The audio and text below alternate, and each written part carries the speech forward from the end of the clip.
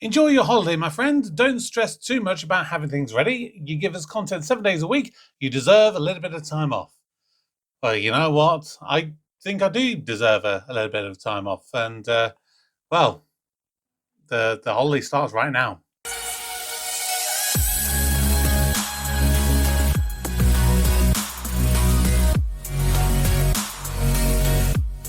Hello everybody, welcome back to the channel. My name's Kevin, I'm a geek. You're watching Kevin the Geek, and welcome back to slightly later than planned episode of responding to your comments. Of course, this is the monthly video that I do where I respond to comments left on videos that was released in the last month.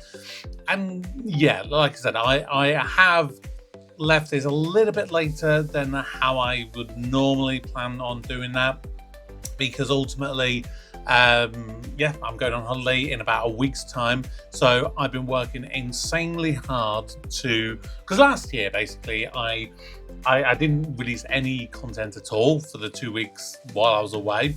And so this year I thought, well, I want to have loads of content. And maybe I've gone too far the other way this time. So maybe next year there'll be a better balance of it.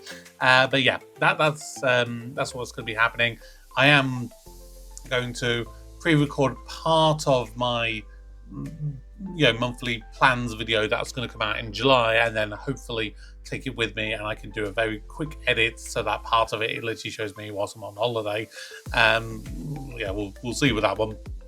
But yeah, I'm looking forward to going away. Although, I mean, I was roasting today. Literally had a walk up to town, did a bit of holiday shopping, a few last minute bits and everything, and I'll let you get home and I'm sweltering hot, and it's only 25 degrees today. I'm going to Egypt, and if the forecast is what it says it's going to be, the first full day that I'm there, 39 degrees. So yeah, I might come back a little bit melty. So yeah, we'll see with that one. So yeah, just a massive thank you once again to all of the wonderful new subscribers that I've got. 56 new subscribers throughout May, and 13 of which are named. And in May on Patreon, I've actually deleted the asterisk part of it, so I can't actually tell you how many new ones I got. So apologies for that one, but I did have some new Patreons as well. So thank you all for your support. As always, I appreciate it's always pretty difficult, but yeah. I'm just going to get started. We're going to obviously read out some comments. Obviously, apologies if I don't read out your comments, but I do try and respond to them, on the written form on the things anyway. So yeah, that's how it goes. Now, the first comment is from Andy, and it's kind of a good place to start because it kind of gives me a chance to just speak a little bit about the channel and kind of where things are and everything, just so you kind of know what's happening. Kevin, you keep getting new subscribers, you say, but the views seem to be dwindling. Is it me, or is it just hang on? Is it me or is it you? Just an observational comment. Is it seasonal, or some other dark arts working that have noticed Doctor Who was good, but it's gone balmy of late and figures are down? So, very good place to start with a lot of stuff with that. So, with regards to Doctor Who, I can now say that Doctor Who was a bit balmy this season, because I've done a lot of filming to get stuff out for whilst I'm away, and there's basically going to be 3 effectively full series coming out on Patreon whilst I'm away. So I've done Death in Paradise Series 4, which will be coming to YouTube at the end of July. I've also now finished Series 2 of Severance, of which obviously I did the first episode and released the condensed version back in January at the time it came out. I did also do the next 2 episodes at the time that the episodes came out, and then I just kind of got sidetracked. So I have recorded episodes 4 through 10 of Series 2, which are going to be coming out on Patreon whilst I'm away, and also Doctor Who Series 2 or Series 15 or whatever number you want to use for it. We all get confused with it these days. Somehow I managed to avoid spoilers for pretty much everything of the show, I'll be honest, which I'm shocked because now I've seen it. I recorded it literally the weekend just gone. There's some very big, hefty spoilers in that. So I am shocked that no one spoiled it for me. So thank you to everyone for that. So yeah, that series of Doctor Who will all be coming out on Patreon. And what I am also planning on doing with both Death in Paradise and with the Doctor Who, whilst I'm away, I am planning on making both of those early episodes available in full early for everyone. So basically, episode 1 of series 4 of Death in Paradise, episode 1 of series 2 of Doctor Who. I'll make them publicly available over on the Patreon, so you can watch them if you want to. All the others, you have to be signed up to Patreon to see them early, and I will eventually do the condensed versions of Doctor Who, as I always have done. Now, as with regards to kind of how the channel's going and with subscribers and stuff, it has been the most bonkers of months for viewers and subscriptions and stuff. So I'm sorry, I'm just bringing it up on my phone, my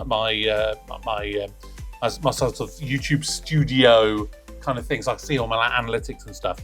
And basically, there was a sharp decline of stuff that was being viewed, both in terms of number of views, in terms of viewing hours, and so on and so forth, around about the 20th of May, that I've never really experienced before. So we went from ballpark kind of period across all of my videos, obviously not just new stuff, but across all my videos, anywhere from ballpark around about 900 to 1200 views, for example, per day. And then literally the last probably about a month or so, it's gone down to probably somewhere between about 300 to 500. And there's no explanation for that. There isn't, to be fair. In terms of the watch hours, again, so probably gone from ballpark about 200 watching hours to around about somewhere between about 60 and 100 watching hours. So again, it's a massive drop off. The only thing that came up was something that YouTube sent a thing about, that there was some sort of known issue, that there was a sort of a known issue in, it's something to do with the algorithm and how videos were getting put out to people. So it could be that just for whatever reason, my videos just haven't been reaching as many people, because the amount of clicks that I've been getting onto a video compared to who has seen it, that's remained quite constant. So for the how many people have seen my videos, it's about the same amount of people that are still clicking on them in percentage-wise, which is always in the ballpark about 7%, which is average for YouTube as a whole, according to YouTube anyway. I don't know. So yeah, it has been a bit of a strange period of time. And yes, there are different times of the year that can absolutely fluctuate. Like last year, I think September seemed to be my quietest month for some unknown reason. Can't explain it. For Baby Cakes, thanks for doing these informative videos. I love doing the monthly plans videos. I like doing them in both ways, kind of where I explain it a little bit, and also where I've done a couple of them recently where I just kind of put the dates and what's coming up on them. And of course, they're always subject to change, but I do like to let you guys know what's coming up. But at the same time, I do like there to be a little bit of a surprise here and there. So yeah, I won't necessarily always keep revealing everything, but I'd like to keep some surprises. I assume you're the type of person who goes on a 2-week holiday to find they've accumulated stuff and can't close a suitcase. The moral of the story, don't take on too much. You can never finish you. You let people down on short-term or short-term. I think you probably mean short-term or long-term then. To be honest, no. When it comes to holidays, I don't. I probably underpack my suitcase, so I do have plenty of room to put in knickknacks and stuff that I buy when I'm abroad. When it is different is when I do little city breaks, when I'm only going for like a couple of days and I literally just take on hand luggage. Those ones, it is a little bit of a stretch sometimes because my bag is already pretty well full. It's not too bad at the start because I'm very I rolled it up in a very certain way to kind of make it fit in there really neatly, and so it's not like crease when I get there. Once I've worn them and I'm coming back, I just don't care. I'll just shove them in. So maybe if I packed it to go home the same way I packed it when I'm going out of there, I might have a bit more room there. As it comes to the stuff, look, I'm committed now. I'm just where I am, you know. I can't stop doing everything to finish everything to then be able to do new stuff, because that will never happen. I mean, people keep saying, "Oh, I've suggested this and you haven't reacted to it." I mean, let me just bring up a list for you, okay? This is a list that I've got, which I just have listed as possible videos, and these are all videos that have been suggested by different people. Let me just run you through this entire list, and believe me, this is not up to date. I've got more that I need to add on to this. But to give you an example, you ready? Some others do have them. Are you being served? Men behaving badly. Men about the house. Space. Two's company. The worst week of my life. Room 101. Only when I laugh. Malcolm and Wise. Absolutely fabulous. The thick of it. Peep show. The young ones. Detectorist. Friday night dinner. Keeping up appearances. Gossip girl. Don't try this at home. Bad girls. Footballers' wives. New tricks. Trigger point. Hey dad. No reason to hit a woman. Ideal. Let them eat cake. Hustle. Big school. Band of Brothers of the Pacific, You Rang My Lord, Commoner's Book, Hello Hello, Yes Minster, Birds of a Feather, Duty Free, No Place Like Home, Conan Ball's Playhouse, Chef, Joke in the Park, Kiss Me Cave, Men Behaving Badly, Nightingales, Nightmare, No Job for a Lady, Singles, Blessed, No Heroics, Time Gentlemen Please, Citizen Khan, Jeopardy, Brassic, Teachers, Broadchurch, Free Agents, Blackpool, Cold Feet. Yeah, that's 57 shows, just there. And if I were to finish every show that I've got currently going, I will not make a dent in this list. I will not. It's impossible. And that's what I try and do. Some shows, you know, they may only end up being ever one and done kind of thing. What? Honestly, if you think I should do something more, give me a suggestion. Because I'm open to suggestions, but honestly, what do you want me to do? Honestly, give me suggestions if you think I should be doing something different, and I will take it on board. I love Drop the Dead Donkey and haven't seen anyone else react to it. I hope you keep going with it. And this is a show that I would love to continue doing, and it is definitely a show that I will put out probably when a slot becomes available. Can I do a, when a weekly show is up for renewal and somebody else has got to take its place, I might put this out there and say, would this be one that people want to do amongst others, and put out a poll and let you guys choose what you want me to replace it with. But yeah, it's a show that I would like to continue doing. The 3 episodes I've seen, I've really enjoyed it, and I'm excited to get back to an episode when I get the chance to do so. How have you not seen Hole in the Wall? Well, there we go. This is the kind of thing that could be easily a one and done. So hold my beer. Or actually, technically, hold my vermouth, I should say. Yeah, Hole in the Wall. Why not do an episode of that? It's a random game show that could do it as a one-off, and it doesn't really impact on the rest of the stuff. People might watch it and enjoy what I do with it, but never want to see anything again. So you go, there we go. From the Outnumbered episode where they played tennis, Karen was at her most Karen in this episode. She definitely lives up to the name in the funniest possible ways. Also, fun fact about the fight at the end. Originally, Ben and Karen were supposed to walk away looking scared, but the actors found the scene so funny they couldn't help but laugh at it. Therefore, as it kind of felt more natural and in tone, they decided to keep the scene in as it was, and I think it was best. To be honest with you, I think it worked as it was. Karen and Ben walking away scared doesn't fit their characters, but from my point of view. Yes, there could be some scared moments. Like the thing about the episode at the end of the series where Karen ended up in hospital. Obviously, they played it a little bit more for laughs, but if Ben had been very serious and I was going to Jake and that and going, I'm scared that Karen's in hospital, I hope she's going to be okay kind of thing, I would have believed that. Because the siblings, as much as we will bash on each other and call each other names and try and get the parents' attention more than the others, deep down there is that love there for them, and we would be gutted if something happened to them. So yeah, in this particular circumstance, I don't think they would be scared. In that kind of scenario, I think that's where it would have worked. I hope you'll I love your gimme reactions, Kevin, but I must say in this episode, Rom should not be having sex with Daisy because she's a vulnerable adult and he is clearly taking advantage of her. I get where you're coming from with this one. And I'm very much on the fence. Because from a legal standpoint, from a legal definition, a vulnerable adult is technically an adult who is incapable of looking after themselves without help. That's the legal definition of it. From a safeguarding aspect, that is a very different kind of question.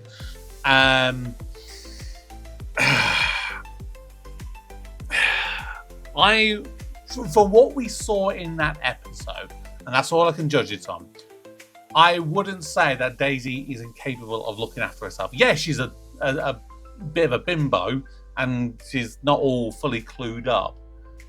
But it's not like she doesn't understand consent. That's where I would always start with. Is it possible that they understand the concept of consent and are they able to give informed consent? That's where I would start with. Yes, we get into a whole other angle when you go, are you maybe manipulating them? Are you taking advantage of them? But I think that is a different conversation to have from the consent argument. That is where I would come out with this from a much more legal angle. And from someone who has had to do a lot of safeguarding and things like that in various jobs over the years, that's where it is a grey area, and I think that there is more that can and should be done to protect people who, for quote unquote, are a little bit more vulnerable. But being vulnerable is not the same as being a vulnerable adult. And I hope that makes sense. I may not have explained it very well, but hopefully you get where I'm coming from with that. This episode of Gimme was like a carry-on movie on steroids. If you have a suggestion of where I could start with carry-on movies, please let me know, because I've always wanted to watch some carry-on movies, but I just don't know where to start. So please give me some suggestions and I will try and do a reaction at some point for that. Sorry, what? You had a pot noodle in the fridge? So basically, I've done a couple of recordings today. I'm literally just sitting down, start editing them, but also to have a very quick bite to eat. Got a pot noodle out from my fridge.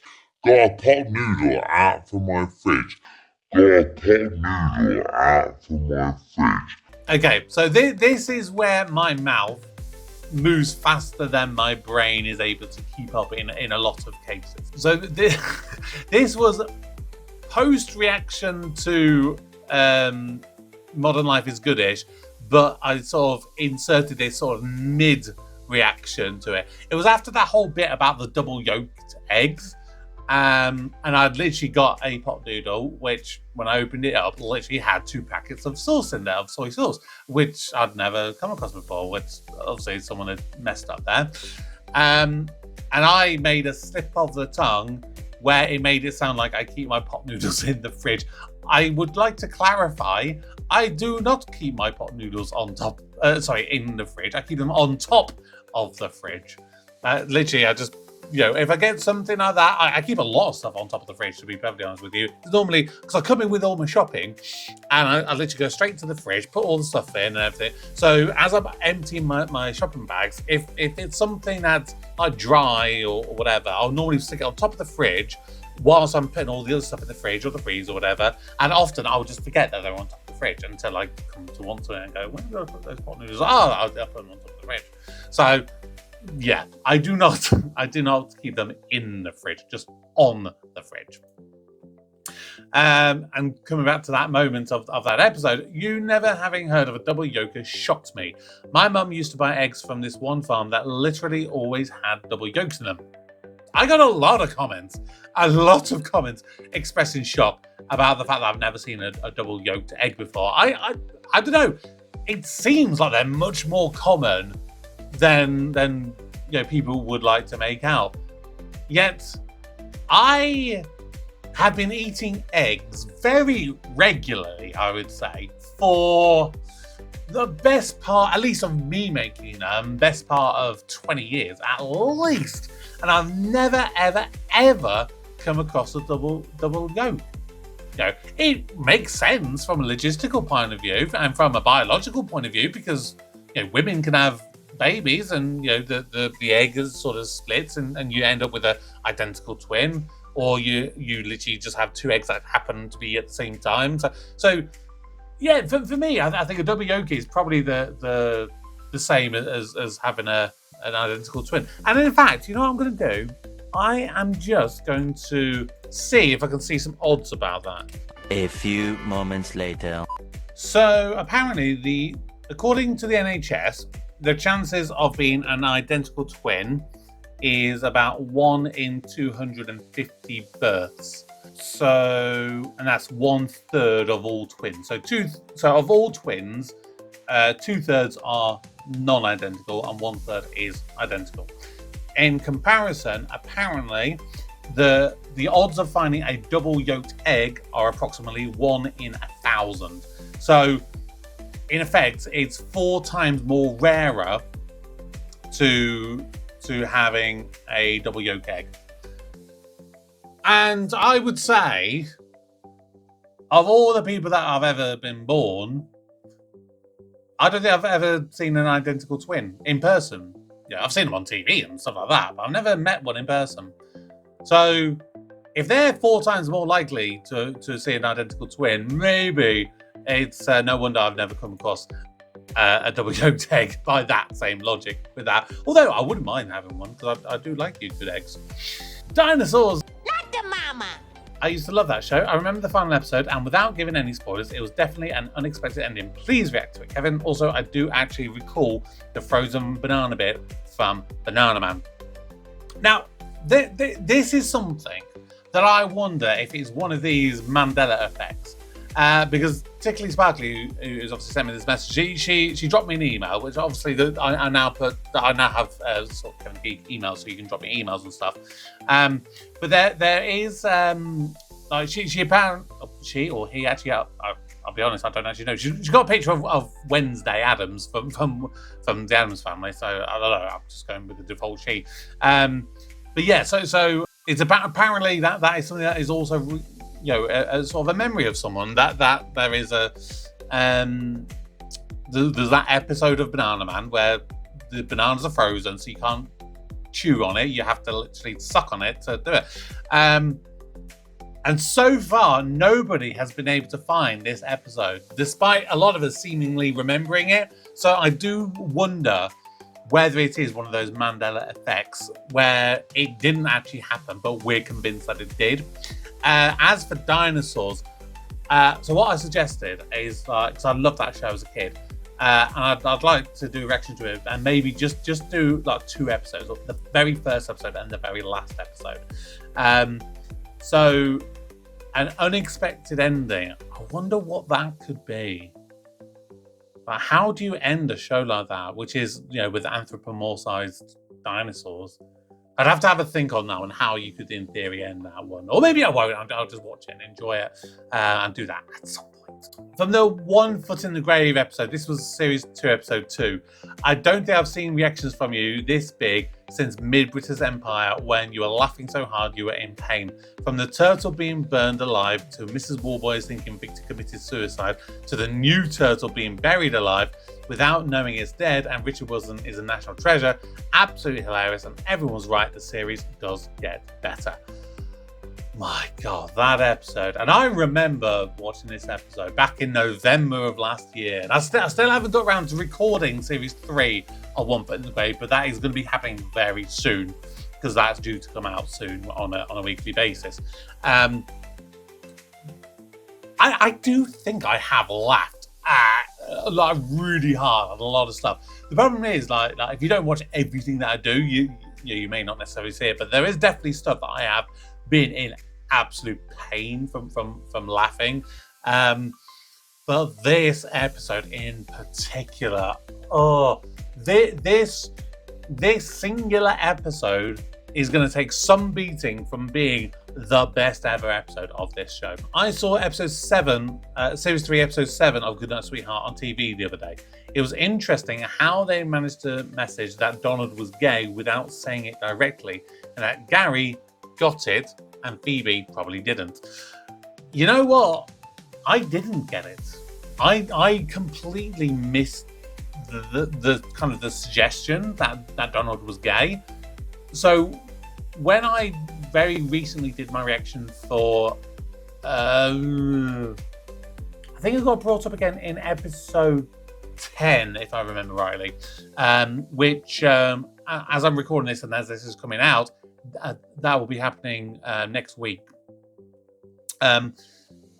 So Gary sort of mentioned it to Ron in that episode, and I was like, oh, okay. So after I'd watched the episode, I sort of went back and I rewatched that episode, and it was very subtly done. It was very subtly suggested. You could make the argument that it was a feeling that it was just generally the kind of the camaraderie and the patriotic spirit of wanting to serve one's country, and that's what was more the issue.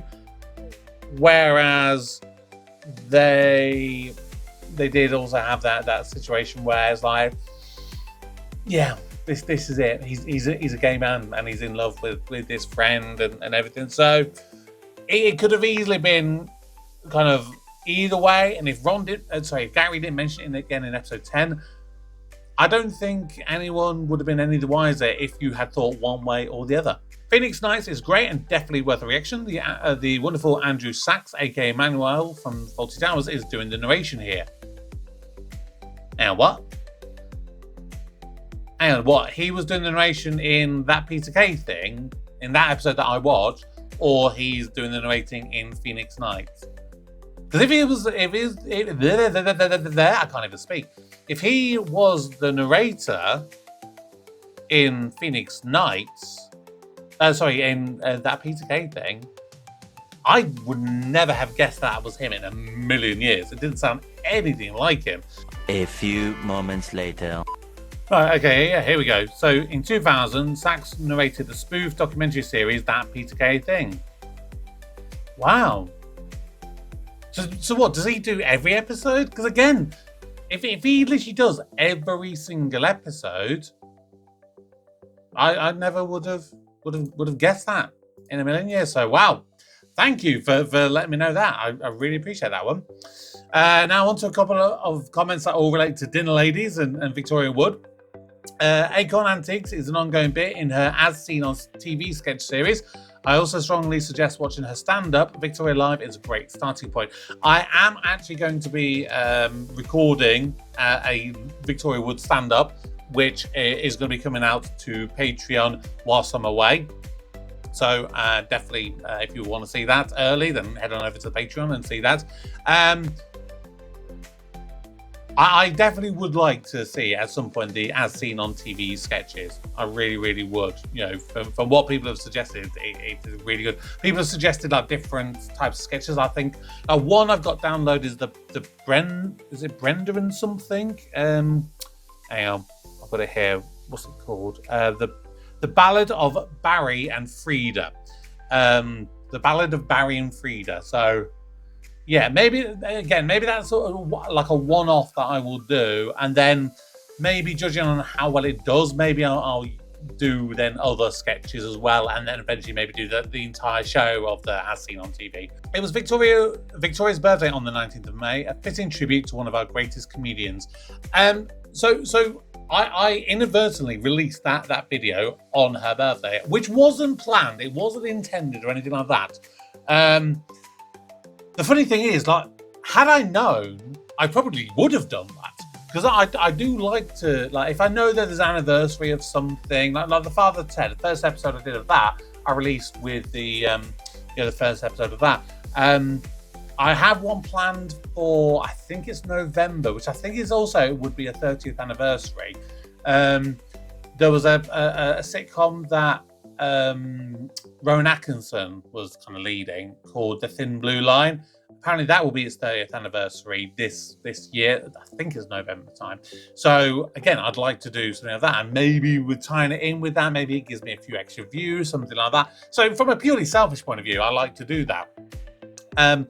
But yeah, no, it was a pure coincidence that I happened to do it on her birthday. Can the Dinner Ladies come every week? So looking forward to the next one. You know what? Some of these shows, I'd be like, you know what? Yeah, I can't wait to do it on a weekly series, maybe to get it done quicker or whatever. Some of these shows, like Dinner Ladies, I like that I'm only doing it once a month, because I tell you what, it makes the time that I see the next episode that even more special, because I've been waiting quite a while to see it. I am literally going to be recording later on today the episode 6 of Dinner Ladies, which will be the series 1 finale. And yeah, Dinner Ladies, obviously there'll be 3 episodes coming out at Christmas time, because they'll all be Christmas kind of related episodes.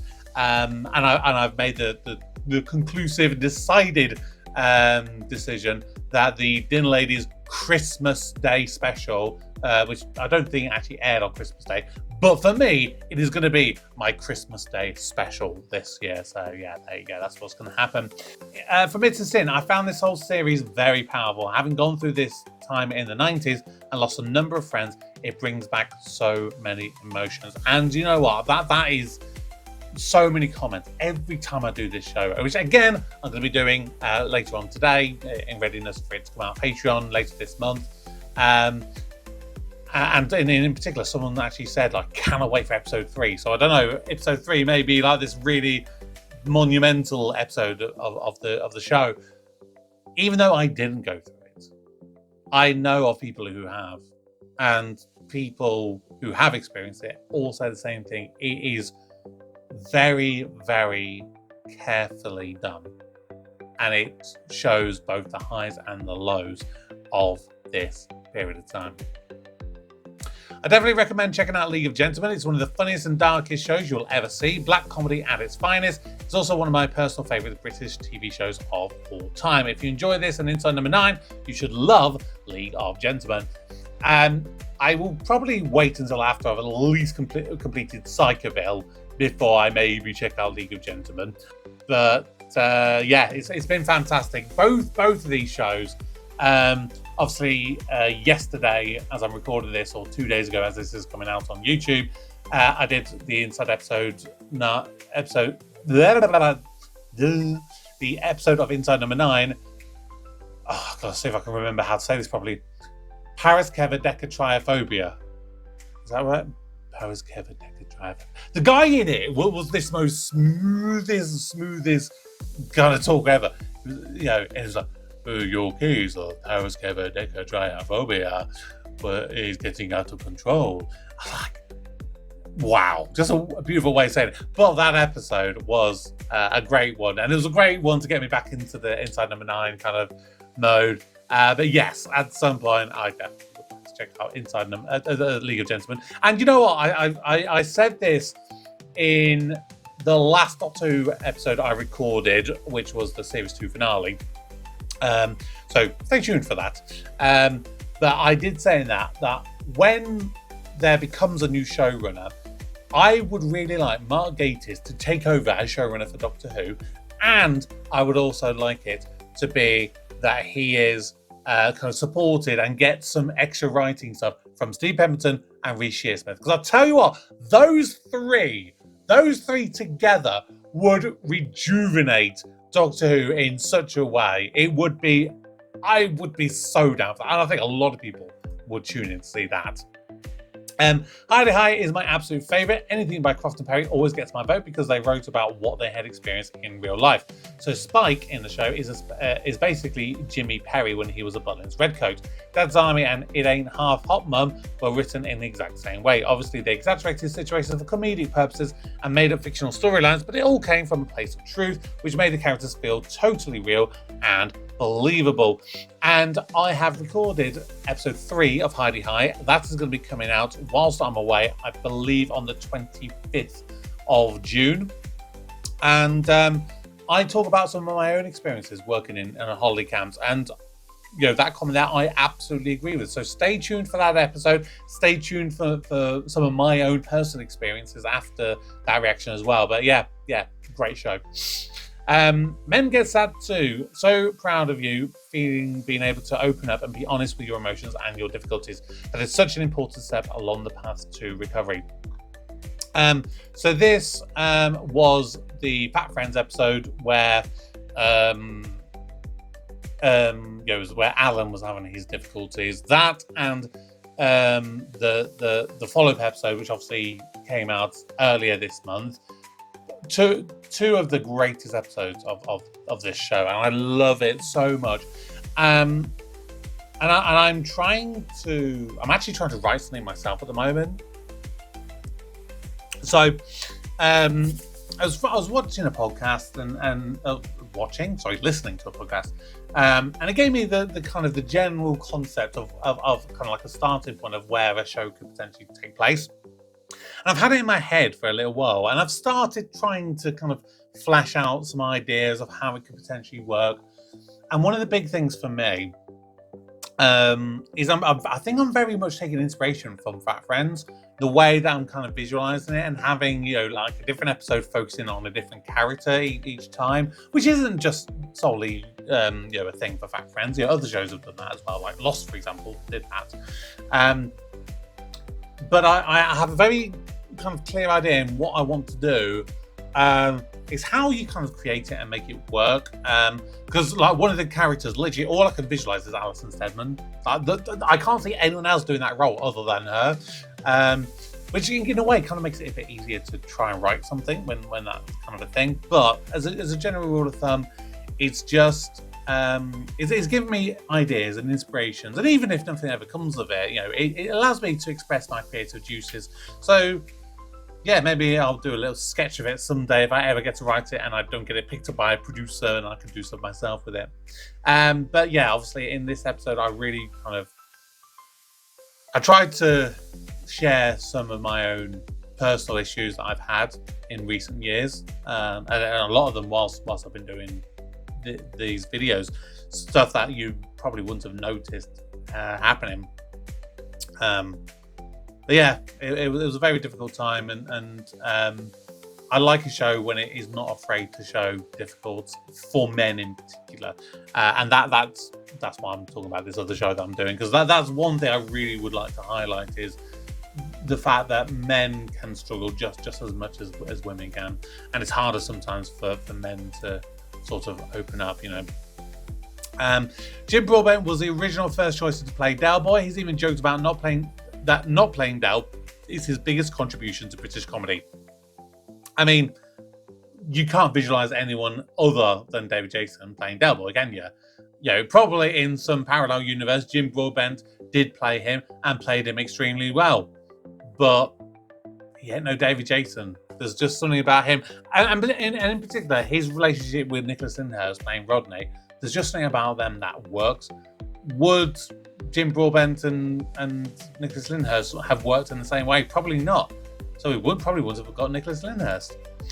Outnumbered, and you thought it would be Ben off to hospital. Lol. This kind of stems back to what I thought earlier on. That other episode I was talking about with Outnumbered.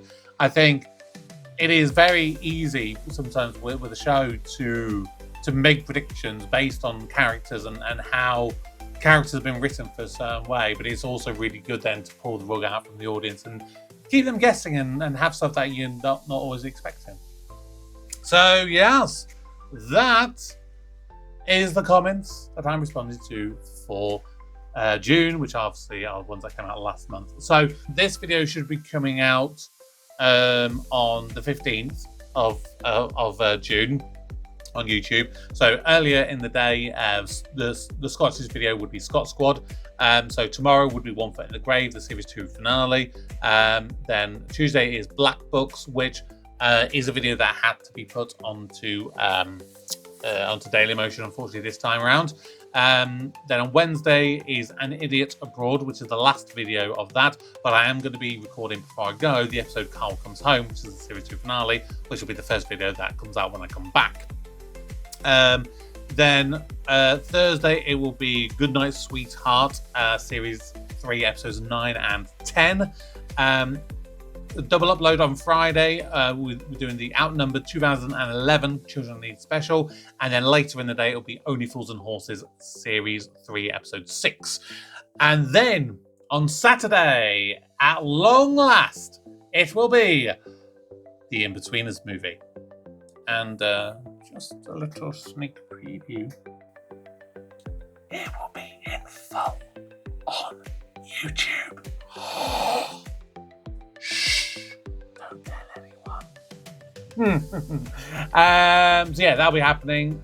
Sunday then is the day that I go away. So like I said, I've still got loads of stuff that'll be happening. So Sunday, I will be releasing a video which will have every single episode that I've recorded for Taskmaster Series 8. So effectively, there'll be 10 videos you can watch on Sunday. They'll all be Dailymotion. Then on the Monday and Tuesday, I'm doing 2 videos for things that are kind of linked together. Very holiday themed because I'm obviously going away. So do you remember the TV show Airline back, that focused on EasyJet? Well, I'm doing a reaction to that on the Tuesday, Airline UK. But then the day after, that'll be on the Monday. Then the Tuesday, the day after, I will be doing Airline USA, the American version. So we get to see how different it is, the customer service between the UK and the Americans. Apologies about the bloody dog, that's just started yapping away. Wednesday the 25th, it will be Heidi High, Series 1, Episode 3, like I mentioned. The 26th will be a day off, no videos on that day. The 27th, it will be Derry Girls, Episode 2. 28th, it will be Psychoville, Episode 5. The 29th, it will be Hail and Pace. That'll be all of the videos for June on YouTube. Obviously, for Patreon, Heidi High will obviously be out on the 22nd. 23rd, it'll be Death in Paradise Series 4. Day off on the 24th.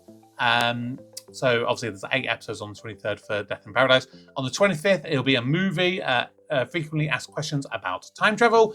On the 26th, it'll be the remaining, 6, 7 episodes, however many it is, of Series 2 of Severance. Day off on the 27th. On the 28th, it'll be Doctor Who Series 2, so there'll be 8 episodes of that. 29th, it'll be Dinner Ladies episode 6, and It's a Sin episode 3 on the 30th. And then, of course, I will try and do my monthly plans video in advance so I can have it out to give you an idea of what will be happening in July for that. So, yes, lots and lots and lots still to come. So, thank you so very much for watching, as always. And until next time, my name's Kevin. I'm a geek. You've been watching Kevin the Geek. Goodbye.